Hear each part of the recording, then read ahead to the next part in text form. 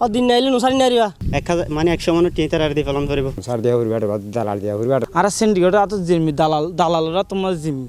লবণ মাঠের জমি থেকে লবণ কেনা বেচা সবখানি মধ্যস্বত্বভোগী কিংবা দালালের দাপট। পুরো মৌসুমেই দালালদের কাছে অসহায় প্রান্তিক এই লবণ চাষিরা। জমি বর্গা নেওয়া থেকে মাঠের পলিথিন কেনা বেচা ও লবণ বিক্রি সবকিছুর নিয়ন্ত্রণ দালাল চক্রের হাতেই। দালালদের মন জোগাতে পারেনি বলেই নিজের উৎপাদিত লবণ তারা এখন নিজেরাই বিক্রি করতে পারছেন না বলে অভিযোগ এই লবণ চাষির।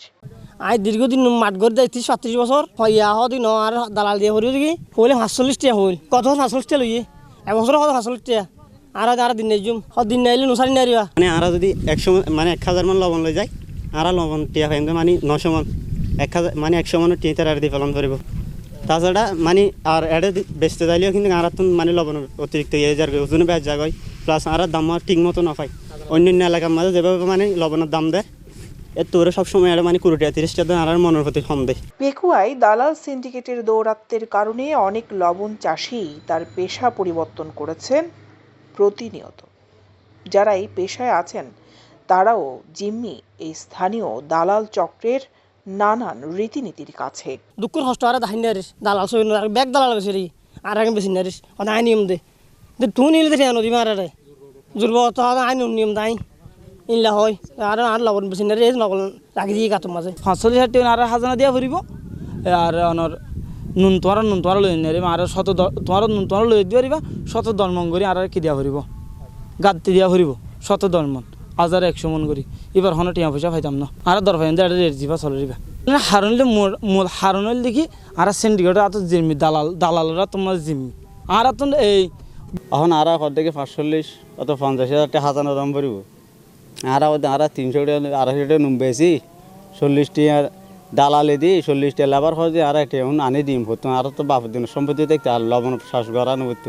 একদিকে এই মৌসুমে লবণের দাম কম, অন্যদিকে নিয়ন্ত্রণহীন কমিশন নামের দালালি বাণিজ্যে দিশেহারা এই চাষিরা।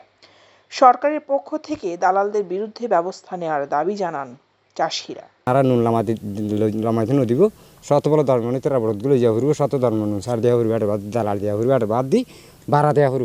গত বছর লবণ আজ পর্যন্ত বেশি না পারি আর যে কারণে আর বহু একবেলা খাই দুবেলা ওয়াশ থাকি আর বেশি কষ্ট থাকি দালাল চক্করের কারণে আর নুন বেশি রে আর ন্যায্য মূল্য দিই সঠিক ওজন দিয়ে আর নুন আর দাবি কেন দিয়ে আর সঠিক ন্যায্য মূল্য দিই।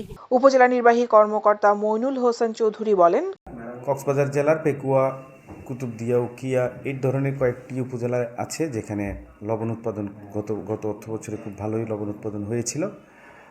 লবণের মার্কেটের যে বাজারে লবণের চড়া মূল্য ছিল, যেটা মূল্য ঊর্ধ্বগতি ছিল, কিন্তু সম্প্রতি অর্থনীতির যে প্রক্রিয়ার মধ্যে লবণের চাহিদা কমে যাওয়া, মানে সাপ্লাই বেড়ে যাওয়ার কারণে চাহিদাটা কমে যাওয়ার কারণে হয়তো দামটা একটু পড়তি।